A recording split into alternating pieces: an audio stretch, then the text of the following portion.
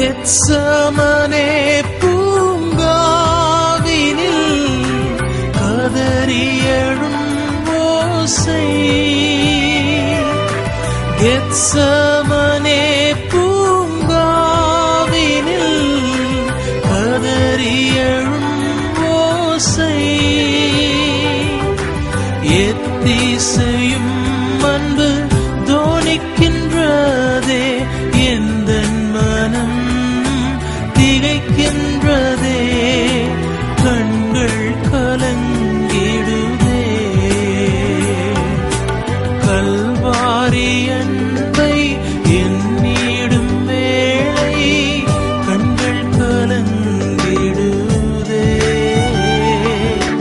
கர்த்தாவும் பாடுகள் இப்போதும் நினைத்தால் நெஞ்சம் நெகிழ்ந்திடுதே.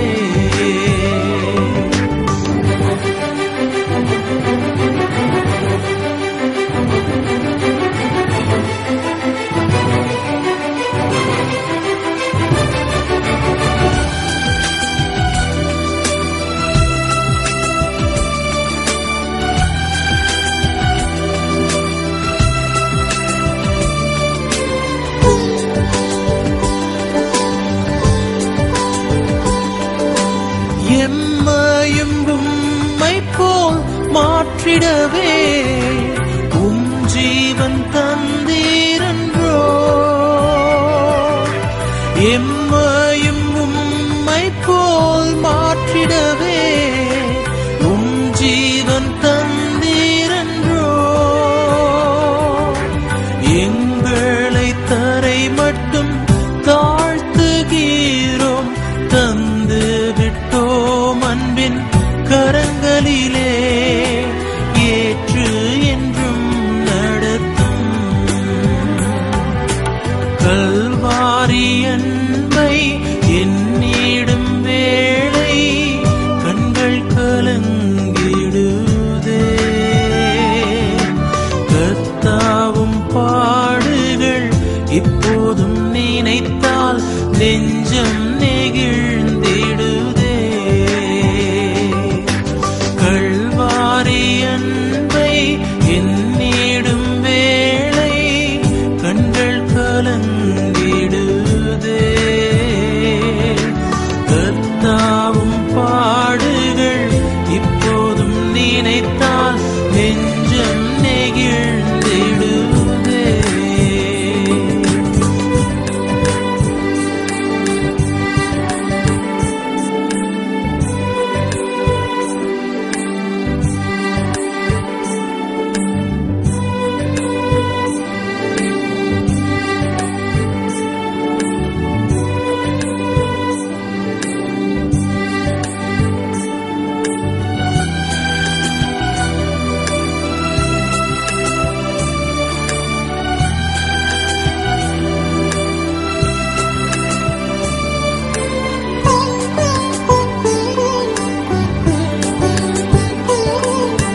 கல்வாரி அன்பை எண்ணிடும் வேளை கண்கள் கலங்கிடுதே.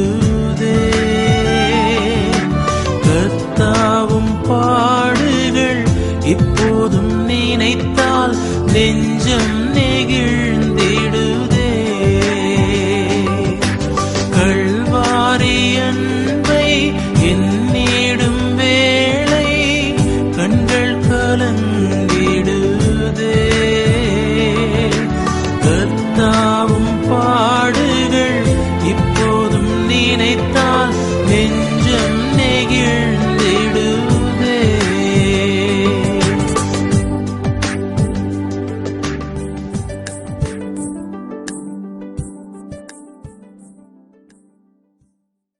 கர்த்தருக்குள் அன்பான தேவ பிள்ளைகளே, ஆண்டவரும் இரட்சகருமாகிய இயேசுவின் நாமத்தில் உங்களுக்கு என் அன்பின் வாழ்த்துக்கள்.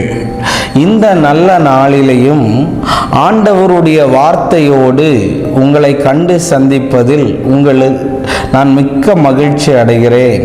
இன்னைக்கு குட் ஃப்ரைடேனால எல்லாரும் காலையிலேயே ஆண்டவருடைய சிலுவையின் பாடுகளை தியானித்து கொண்டிருப்பீர்கள். ஒருவேளை நீங்கள் சர்ச்சுக்கு கிளம்பி போய் கொண்டிருப்பீங்க. இந்த காலை நேரத்தில் ஒரு வசனத்தை உங்களோடு காண்பித்து உங்களுக்காக ஜெபிக்க ஆசைப்படுகிறேன். ரோமர் 5வது அதிகாரம் அதனுடைய 8வது வசனத்தை வாசிக்கிறேன். நாம் பாவிகளாய் இருக்கையில் கிறிஸ்து நமக்காக மரித்ததினாலே தேவன் நம்மேல் வைத்த தமது அன்பை விளங்க பண்ணினார் என்று எழுதியிருக்கிறத பார்க்க முடியும். இன்னைக்கு பாவியா இருந்த உங்களையும் துரோகியா இருந்த என்னையும் கல்வாரி சிலுவையிலே அவர் சிந்தின இரத்தத்தினாலே தமது அன்பை விளங்க பண்ணினார் என்று எழுதியிருக்கிறது. இந்த குட் ஃப்ரைடே அன்னைக்கு என்னுடைய மெசேஜோடைய தலைப்பு என்ன தெரியுமா? நிரூபித்து காட்டினார் என்று நான் பேச விரும்புகிறேன். இயேசு உன்மேல எவ்வளவு அன்பாய் இருக்கிறார் என்று நிரூபித்து காட்டினார் என்று நான் பேச விரும்புகிறேன். நிறைய பேர் நான் உன் மேல அன்பா இருக்கிறேன்னு சொல்லி எப்படி நிரூபிப்பாங்கன்னு தெரியுமா?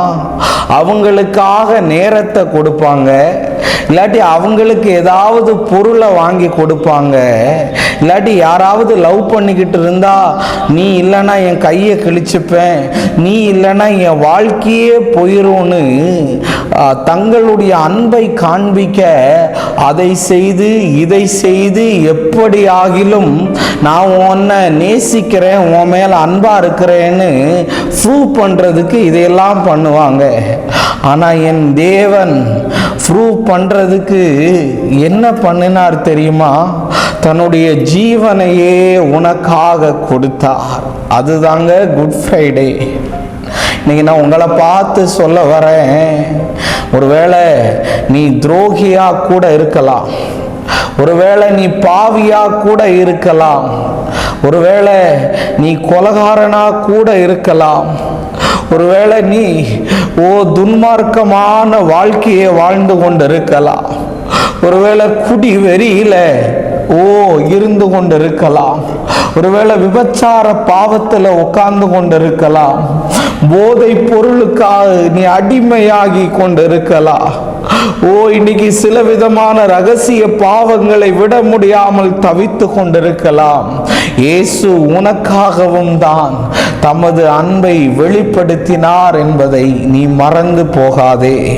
ரோமர் 5வது அதிகாரம் 7வது வசனம் சொல்லுகிறது, நீதிமானுக்காக ஒருவன் மரிக்கிறது அரிது, நல்லவனுக்காக ஒருவேளை ஒருவன் மரிக்கவும் துணிவான்னு. அதில் எழுதியிருக்கிற 2 வார்த்தையை பார்த்தீங்களா? நீதிமானுக்காக ஒருவன் மரிக்கிறதே பெரிய விஷயமா. அடுத்த வசனம் சொல்லுது, நல்லவனுக்காகவே ஒருவேளை ஒருத்தன் மரிப்பான்னு. கண்டிப்பா நல்லவனுக்காகவும் நீதிமானுக்காகவும் யாரும் மரிப்பாங்களான்னு எனக்கு தெரியல. இந்த 2 கேட்டகரியிலையும் நம்ம வரல. 3வது என்ன கேட்டகரியில வந்திருக்கோம் தெரியுமா? பாவிகளா இருக்கையில். நாம் நல்லவர்கள் அல்ல, நாம் நீதிமான்கள் அல்ல, நாம் பாவிகளா இருந்ததினாலே ஆண்டவர், நிறைய பேர் சொல்லுவாங்க அவன் நல்ல கேரக்டரா இருக்கிறதுனால அவனுக்கு நான் நிறைய காரியத்தை செய்ய போறேன், நல்ல பிள்ளைன்னு சொல்லுவாங்க. அவங்களுக்கு எல்லாம் நல்லதாவே நடக்கும். ஆனா கெட்ட பிள்ளைங்களை யாரும் கண்டுக்க மாட்டாங்க. ஒருவேளை இந்த குட் ஃப்ரைடே அன்னைக்கு தம்பி, தங்கச்சி, சகோதரா, சகோதரி, உனக்காக இயேசு கல்வாரி சிலுவையில் நீ எப்படிப்பட்டவனாய் இருந்தாலும் நான் உனக்காக ஜீவனை விட்டேன் என்று தம்மை உன்னை நேசிக்கிறேன் என்று நிரூபித்தார் ஆண்டவர். ஷீகாபரபலபா. அந்த இரத்தத்தின் வல்லமை உன்னுடைய பாவ பழக்கத்திலிருந்து, உன்னுடைய கொடிய போதை பொருளில் இருந்து, உன்னுடைய ரகசிய பாவத்திலிருந்து உனக்கு விடுதலையை தரட்டும். அவர் உன் மேல அன்பா இருக்கிறார்னு நிரூபித்து காட்டினார், தமது அன்பையே வெளிப்படுத்தினார். ஜெபம் பண்ணுவோமா? அன்பான நல்ல ஆண்டவரே, இந்த நேரத்துக்காக உமக்கு நன்றி. ஆண்டவரே, நீங்க எங்க கூட பேசின நல்ல வார்த்தைகளுக்காக நன்றி சொல்லுகிறேன். தொடர்ந்துள்ள நேரங்களிலே, நாட்களிலே பரிசுத்த ஆவியானவர் இந்த பிள்ளைகளை நடத்தும். தடைகளை எல்லாம் மாற பண்ணும். ஆண்டவர் அன்பை நிரூபித்ததற்காய் நன்றி.